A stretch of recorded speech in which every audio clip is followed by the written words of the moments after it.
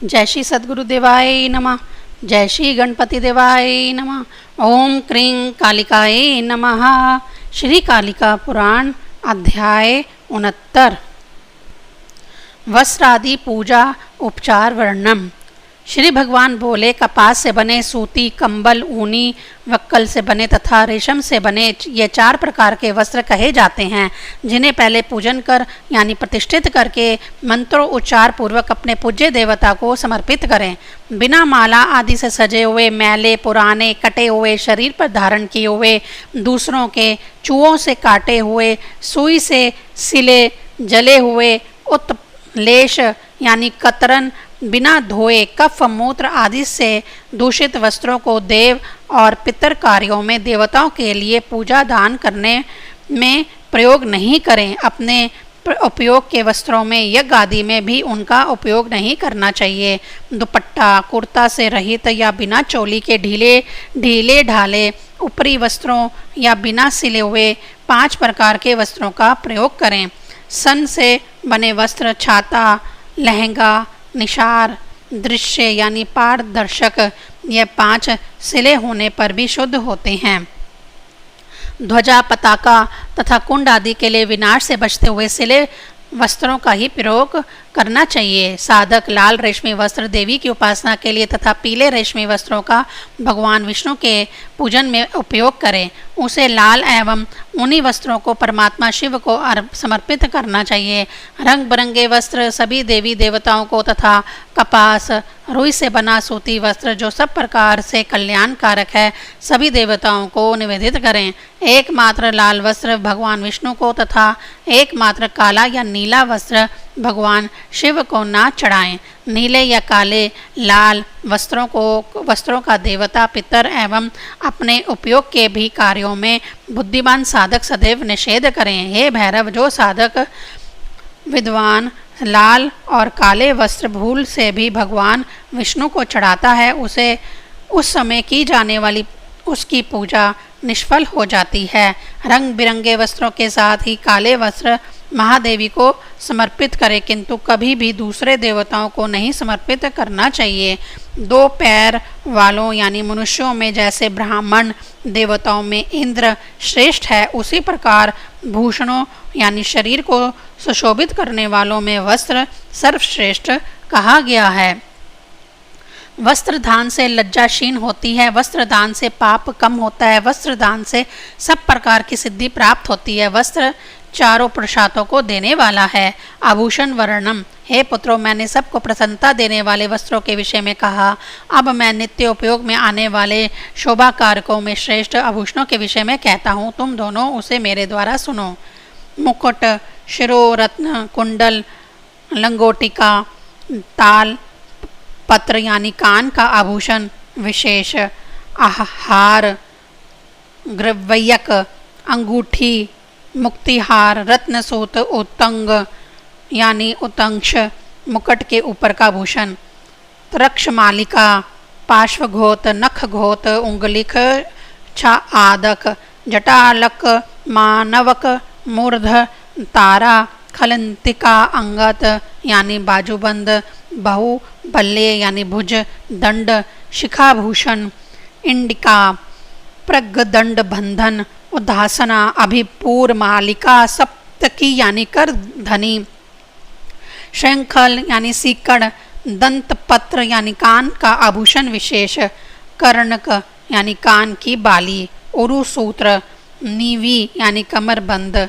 मुष्टिक बंद, प्रकीर्णक, चपर, पाद अंग, हंसक पैर का आभूषण विशेष, नूपुर यानी पाजेब, क्षुद्र घंटिका घुंघरू वाली करधनी, सुख पट, ये 40 प्रकार के सुंदर और सुखदायक गहने लोक एवं वेद में कहे गए हैं। अलंकार प्रदान करने से अर्थ, धर्म, काम, मोक्ष चारों प्रसादों की सिद्धि होती है। इनका पूजन प्रतिष्ठा करके इष्ट सिद्धि हेतु इन्हें इष्ट देव को प्रदान करना चाहिए। हे भैरव, सिर पर धारण किए जाने वाले चूड़ा रतन आदि आभूषण सदैव स्वर्ण के बने ही अर्पित करने चाहिए। देवताओं को ग्रव्यक से हंसक पर्यंत उपलिखित आभूषण सोने या चांदी से बने अर्पित करें, किसी अन्य धातु से निर्मित नहीं।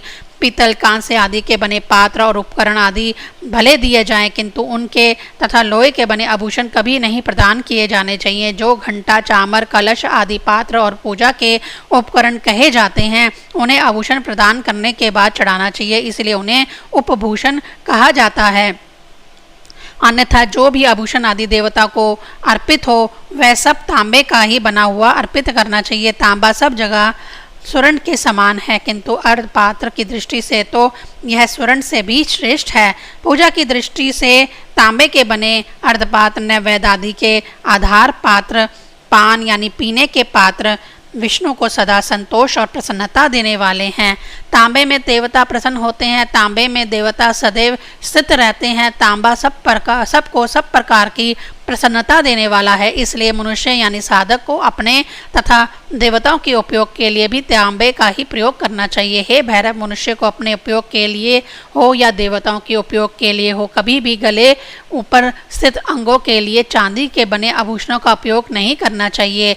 पहनने के लिए चोंगा, पान पात्र, गंडक यानी घोड़े का आभूषण, विशेष ग्रह, पलंग आदि जो अन्य वस्तुएं हैं वह सब वस्तुएं उपभूषण कही जाती हैं। सोने और चांदी से बने आभूषणों के अभाव में लोहे एवं कांसे को छोड़कर अन्य धातु के बने आभूषण शरीर के निचले भाग में चढ़ाएं।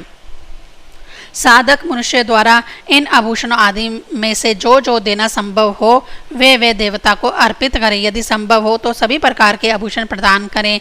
यह सब आभूषण चारों पुरुषार्थों को प्रदान करने वाले, सब प्रकार का सुख देने वाले, तुष्टि पुष्टि और प्रीति कारक हैं। इन्हें अपने सामर्थ्य के अनुरूप इष्ट देवता को समर्पित करें। यह सभी देवताओं को संतुष्ट करने वाले आभूषण बताए गए हैं। गंध वर्णन। हे बेताल और भैरव नामक पुत्रों, अब तुम दोनों गंध के विषय में भली भांति सुनो। चूर्ण बनाया गया, घिसा गया, जलाकर प्राप्त किया गया यानी भस्म आदि परस्पर घर्षण से प्राप्त रस, प्राणियों के अंग से उत्पन्न यानी कस्तूरी आदि के भेद से देवताओं को प्रीति प्रदान करने वाला गंध इस प्रकार 5 प्रकार का बताया गया है। चंदन का चूर्ण, चंदन के पत्ते का चूर्ण, उसके पुष्पों का चूर्ण या उत्तम सुगंधित पत्तों के चूर्ण जो स्वयं में सुगंधित होता है वह प्रथम कोटि का गंध कहा गया है।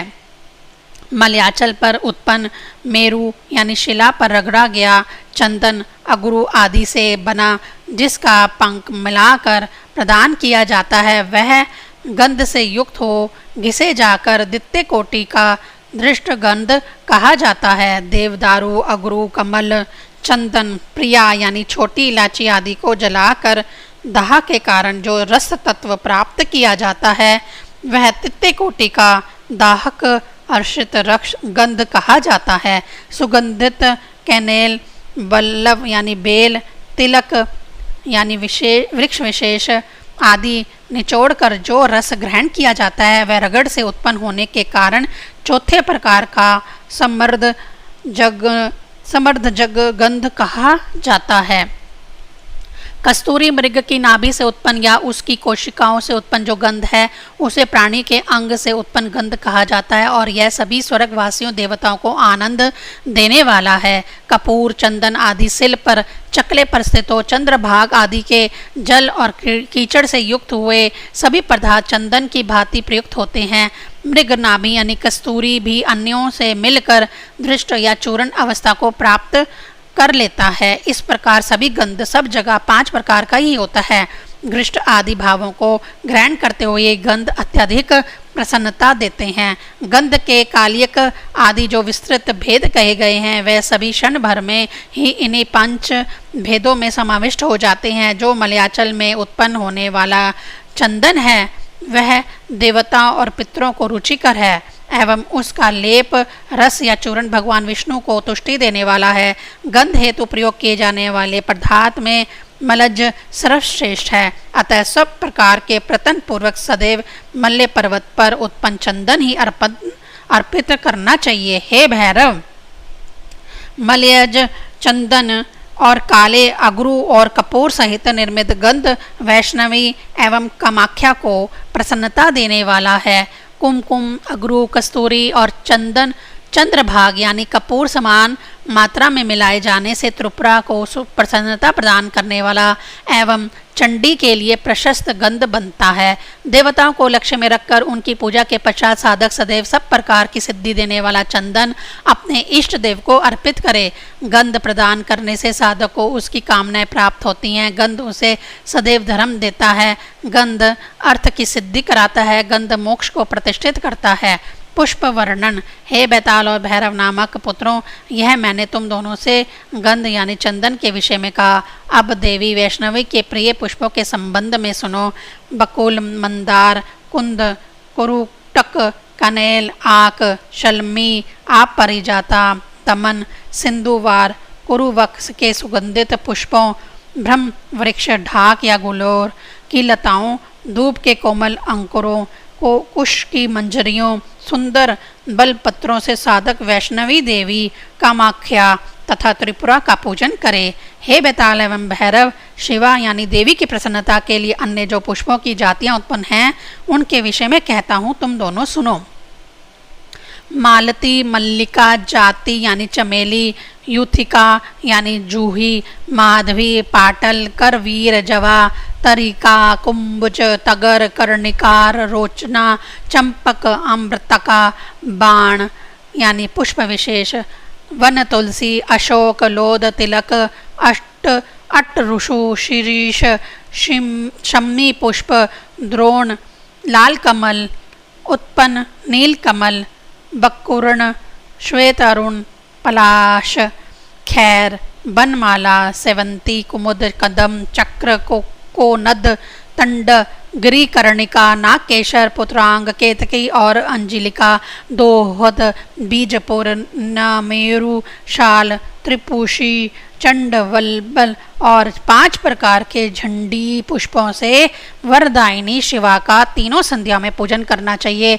अपमार्गा, भैंग्रैया, गंधवती, वलाहक, खादिर, वंजुल, आम, बक, गुच्छ, जामुन, बीजपुर, कुश के पत्ते, दुआ, कुरु, आंवले, आमड़े के पत्ते क्रमशः देवी को विशेष प्रिय हैं, किंतु बेल के पत्ते देवी को सबसे अधिक प्रसन्नता देने वाले कहे गए हैं। वैष्णवी को तुष्टि देने वाले पुष्पों में कोकनद, लाल कमल, जपा, बंदूक के पुष्प तथा बल पत्र सबसे श्रेष्ठ बताए गए हैं। सभी प्रकार के पुष्प जातियों में लाल कमल सर्वश्रेष्ठ कहा गया है। जो साधक भक्ति युक्त होकर महादेवी को 1000 लाल पद्मों की बनी माला अर्पित करता है, उसके पुण्य फल को सुनो। वह साधक हजारों और करोड़ों, सैकड़ों करोड़ों कल्पों की अवधि तक मेरे पुर में निवास कर पुनः पृथ्वी पर श्री संपन्न राजा होता है। पत्तों में बलपत्र देवी को अत्यधिक प्रसन्नता देने वाला कहा गया। उसकी 1000 पत्तों से निर्मित माला पहले के ही समान फल देने वाली होती है। यदि संभव हो, वाजी दंत के पत्र पुष्पों से भी देवी का पूजन करें। लक्ष्मी की वृद्धि के लिए तुलसी के पत्ते और मंजरी से देवी का पूजन करें। पुष्पों से देवता प्रसन्न होते हैं। पुष्प में देवता निवास करते हैं। समस्त चरा अचर जगत सदैव पुष्प का रस आस्वादन करने वाला कहा गया है। बहुत अधिक कहने से क्या लाभ। पुष्प सर्वश्रेष्ठ है, क्योंकि पुष्प में स्थित परम ज्योति जगदम्बा पुष्प अर्पण से ही प्रसन्न होती है। पुष्प अर्थ, काम, धर्म तीनों पुरुषार्थों को सिद्ध करने वाला और तुष्टि, पुष्टि, श्री एवं मोक्ष प्रदान करने वाला है। इनके मूल में ब्रह्मा, मध्य भाग में विष्णु, अग्र भाग में महादेव शिव तथा पंखुड़ियों में सभी देवता निवास करते हैं। इसलिए मनुष्य यानी साधक देवताओं का नित्य प्रतिदिन भक्ति पूर्वक पुष्प से देवताओं का पूजन करे, जिसका नाम मात्र उच्चारण ही सब प्रकार के ऐश्वर्य देने वाला है। बहुत कहने से क्या लाभ। सामान्य रूप से यह भी कहा जाता है कि जल में, स्थल में या वन में उत्पन्न होने वाले सभी फूल, पत्तों और औषधि गणों से जो ऊपर कहे गए हों या नया ना कहे गए हों किंतु उपलब्ध हों, उनमें शिवा यानी कालिका का पूजन करना चाहिए। परमेश्वरी की पुष्पों के अभाव में पत्तों से, पत्तों के अभाव में तृण, गुलम, औषधि आदि से विधि पूर्वक पूजन करना चाहिए। औषधि के अभाव में उनके फलों से पूजन करें या अक्षत और जल से, इनके भी अभाव में श्वेत सरसों से पूजन करें। यदि वह भी संभव यानी उपलब्ध ना हो तो मानसी पूजा करें। जो साधक निरंतर पत्र पुष्प से देवता का पूजन करता है उन्हीं के लिए चतुर्वर्ग है, इसमें कोई संशय नहीं है। हे पुत्रों, यह मैंने तुम दोनों से पुष्प के विषय में कहा, अब धूप के विषय में सुनो। धूप वर्णन। नाक और आँख के छिद्रों को सुख देने वाला, अत्यंत सुंदर सुगंध वाला, जलने वाली लकड़ी या लगाए हुए अन्य पराग का जिससे बना ताप का धुआं निकलता है उसे धूप जानना चाहिए। यह देवताओं को संतोष देने वाला है। उन पदार्थों को एक स्थान पर इकट्ठा कर भूसा और आग से घेर कर धुआं ना करें, क्योंकि इस प्रकार के धूप अर्पण का कोई फल प्राप्त नहीं होता है। श्री चंदन, चीड़ा, शाल, कृष्ण अगूर, उदय, सुरथ, सकंद यानी पारा, लाख, पीत शाल यानी चंदन, सुगंध, परिमल, काशल, स्थल, चूर्ण, नमेरु, देवदार, बेल की गुद्दी, खैर, संतान यानी पुष्प विशेष, परिजात, हरिचंदन, वल्लभ वृक्षों के धूप सबके प्रसन्नता देने वाले कहे गए हैं। रेशे के सहित अराल, श्रीवास यानी कमल, पट्टवास, कपूर, श्रीकर यानी लाल कमल, पराग, श्रीहर, आंवला, सभी प्रकार की औषधियाँ, जाति यानी चमेली, वरहा चूर्ण, विदरड़ी कंद का चूर्ण, उत्कल, जाति कोश का चूर्ण, कस्तूरी, गंध आदि सिल पर पिसी या घिसी अवस्था में धूप कहे गए हैं। नाक, यक्ष धूप यानी गुग्गल, तारपीन यानी वृक्ष धूप, श्रीपिष्ट, अगुरु, बेत, पुत्रीवाहा, पिंड धूप, सुगोल, कंठ आदि परस्पर सहयोग से या इनके रस भी धूप कहे जाते हैं। इन उपयुक्त पदार्थों से अग्नि द्वारा उत्पन्न धुएं से देवताओं की ओर धूप समर्पित करें, जिनके धूप से सुगंध उत्पन्न सुगंध से सभी जंतुओं की घृणेन्द्रियां तृप्त हो जाती हैं। रस, पराग, लकड़ी, गंध और घिस कर बनाए गए कृतम, ये 5 प्रकार के धूप अत्यंत प्रीतिकारक होते हैं। न गुग्गल कभी भगवान विष्णु को, न लाख, वृदुम, सुरथ, क्रदिल मुझ शिव को प्रदान करें। गुग्गल, पुत्रीवाहक, पिंड धूप, सुगोलक, कृष्ण अगूर और कपूर महामाया के प्रिय धूप कहे गए हैं। अथवा वृक्ष धूप यानी तार पीन से देवी महामाया का पूजन करें। मेदा, मज्जा से युक्त दूसरों के लाए गंध, पुष्प, धूप दूसरों के द्वारा सूंघे गए या कुचले गए धूपों का प्रयोग ना करें। पुष्प, धूप, गंध आदि तथा अन्य पूजा उपचारों को जो सूंघ कर देवताओं को अर्पित करता है वह साधक नरक में जाता है। भूमि पर, आसन पर या घड़े पर धूप अर्पित ना करें, अपितु किसी प्रकार का आधार लेकर ही धूप समर्पित करें। लाख, वृदुम, शाल, सुरथ, सरल, संताक, नामेरु, कालागुरु, जाति कोश और बहेड़े युक्त धूप देवी कामेश्वरी, त्रिपुरा तथा मृतकाओं को नित्य ही प्रिय हैं। हे पुत्र, यदि यह रुद्र आदि सभी पीठस्थ देवताओं को भी नित्य प्रिय है। दीप वर्णन। दीपक से लोगों को जीता जाता है। दीप तेज स्वरूप कहा जा गया है। दीप धर्म, अर्थ, काम, मोक्ष चारों पुरुषार्थों को देने वाला है, इसलिए साधक को दीपों से देवी का पूजन करना चाहिए। दीप 7 प्रकार के कहे गए हैं। प्रथम घी का प्रदीप, उसके बाद तेल का दीपक, सरसों के तेल का दीपक, काली सरसों यानी राई के तेल का, तारपीन के तेल, फलों के रस, राल आदि के प्रज्वलित दीप, बनोला आदि अन्न के रस से प्रज्वलित दीप, पद्मसूत्र यानी कमल नाल के रेशे से बनी, दर्भ गर्भा यानी कुशा के मूल भाग से बनी अथवा सन से बनी, रुई से बनी, फल के क्रोश से बनी होने से दीप कार्य के लिए बत्ती भी सदैव 5 प्रकार की कही गई है। तेजस यानी धातु से बना, लकड़ी से बना, लोहे से बना, मिट्टी से बना, नारी कलेज यानी नारियल की खोपड़ी से बना, तृणध्वज यानी भांस से बना होने के कारण 5 प्रकार के दीपक पात्र उत्तम कहे गए हैं। हे भैरव, उपयुक्त दीप पात्रों की भांति ही दीप वृक्ष भी तेजस आदि पूर्वोक्त 5 प्रकार के ही बनाने चाहिए। इन दीप वृक्षों पर ही देवताओं को दीपक अर्पित करना चाहिए, भूमि पर कभी भी अर्पित ना करें। हे भैरव, सब कुछ सहने वाली वसुमती यानी पृथ्वी बिना प्रयोजन पैर से मारना और दीपक का ताप, इन 2 कष्टों को नहीं सह पाती, अतः पृथ्वी पर जिस प्रकार से ताप को ना प्राप्त करें उसी प्रकार महादेवी और अन्य देवताओं को दीपक अर्पित करना चाहिए। जो मनुष्य पृथ्वी को ताप प्रदान करने वाला दीपक इष्ट देवता को अर्पित करता है वह 100 वर्षों तक ताम्रताप नामक नरक को प्राप्त करता है। साधक सुंदर ऊंचे वृक्ष के कोटि पाटे पर सुडोल बत्ती, सुंदर घी या तेल युक्त सुंदर दिखाई देने वाले अखंड दीप पात्र युक्त दीपक प्रतन पूर्वक अर्पित करें। जिस दीपक का ताप 4 उंगल की लंबाई से अनुभव किया जाता है वह दीपक दीपक नहीं कहा जाता, वह अधोवृह निरंतर प्रज्वलित अग्नि सुना जाता है।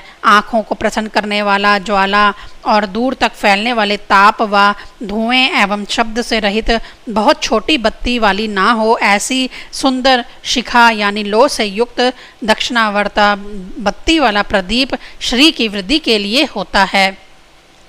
हे पुत्र, दीप वृक्ष पर स्थित शुद्ध स्नेह यानी घृत तेल आदि से भरे हुए पात्र में दक्षिण की ओर दाहिनी ओर झुकी हुई बत्ती वाला सुंदर ढंग से जलने वाला दीपक उत्तम कोटि का कहा जाता है और यह सबको संतोष प्रदान करने वाला होता है। दीप वृक्ष के से रहित दीपक मध्यम तथा पात्र और तेल से बनी बत्ती मात्र का दीपक अधम दीपक कहा जाता है। साधक सन का बना, लकड़ी का बना या फटा पुराना या और मैल वस्त्र बत्ती के लिए प्रयोग ना करें। वह श्री विधि के लिए नित्य नए वस्त्र का ही उपयोग करें। वह रेशम और ऊन से बने वस्त्र की भी बत्ती के लिए ना प्रयोग करें। दीपक में स्नेह के रूप में घी और तेल मिलाकर उपयोग ना करें, क्योंकि मिला हुआ स्नेह उपयोग करने से साधक ताम्रस नामक नरक को जाता है। चर्बी, मज्जा या हड्डी से निकले रस या प्राणी के अंग से उत्पन्न तरल पदार्थों के स्नेह से दीपक नहीं बनाना चाहिए। ऐसा करने से साधक पंख में कष्ट पाता है। श्री की अभिवृद्धि चाहने वाले विद्वानों को अस्थि पात्र में या दुर्गंध युक्त अस्थि आदि के बीच दीपक नहीं प्रदान करना चाहिए। कभी भी देवता के निमित्त जलाए गए सभी लक्षणों युक्त निरंतर जलाए गए दीपकों को प्रतन पूर्वक नहीं बुझाना चाहिए। मनुष्य अज्ञानवश या लोभ आदि के कारण उपयुक्त दीप को नष्ट ना करे यानी बुझाए नहीं, क्योंकि दीपक को नष्ट करने वाला अंधा तथा बुझाने वाला काना होता है। दीपक के अभाव में बेल के ईंधन से जला हुआ लकड़ी के टुकड़ों से बना दीप के समान प्रज्वलित पंडारी अर्पित करें। देवता को अर्पित दीप के रूप में जलती हुई लकड़ी या मिसाल का कभी उपयोग ना करें। यदि प्रसन्नता या विशेष प्रकार हेतु देना ही हो तो पूजा उपचारों से अलग प्रदान करें। नेत्र रंजन वर्णन, यह मैंने तुम दोनों को दीप का वर्णन किया। अब उस नेत्र रंजन यानी काजल के विषय में मुझसे सुनो, जिससे कामाख्या, वैष्णवी, त्रिपुरा देवी संतुष्ट हो जाती है। सुरमा अंजन विशेष यानी यामुन, तुतिया, मयूर, यामुन, दवरिका और मेघ नील यानी मेघ के समान नीला, ये 6 प्रकार के अंजन होते हैं। हे पुत्र, सोवीर वृक्ष से निकलने वाला रस यामुन पत्थर, मयूर, ग्रीवक, रत्न एवं मेघ नील धातुमय होता है। इन्हें शिला या धातु पर घिसा हुआ ही ग्रहण करना चाहिए और सभी देवी देवताओं को देना चाहिए। घी, तेल आदि के योग से तांबा आदि पर दीपक की लौ से जो अंजन यानी काजल बनता है उसे दावरिका कहा जाता है। सब प्रकार के अंजनों के अभाव में उस दहा से उत्पन्न अंजन को ही देना चाहिए। महामाया, जगत धात्री, कामाख्या तथा त्रिपुरा देवियाँ इन उपयुक्त 6 प्रकार के अंजनों से महान संतोष प्राप्त करती है।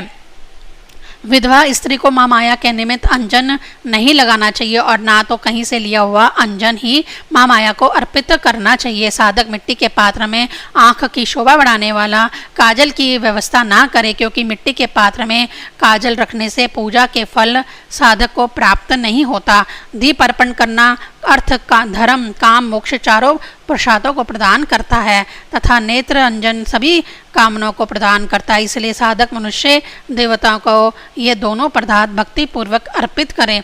यह तुम दोनों से दीप एवं नेत्र रंजन के विषय में मेरे द्वारा कहा गया। अब आगे एग्राक मन से महादेवी के नैवेद्य के विषय में सुनो। श्री कालिका पुराण में वस्त्र आदि उपचार वर्णन संबंधी 69वां अध्याय संपूर्ण हुआ। ओम क्रीं कालिकाये नमः।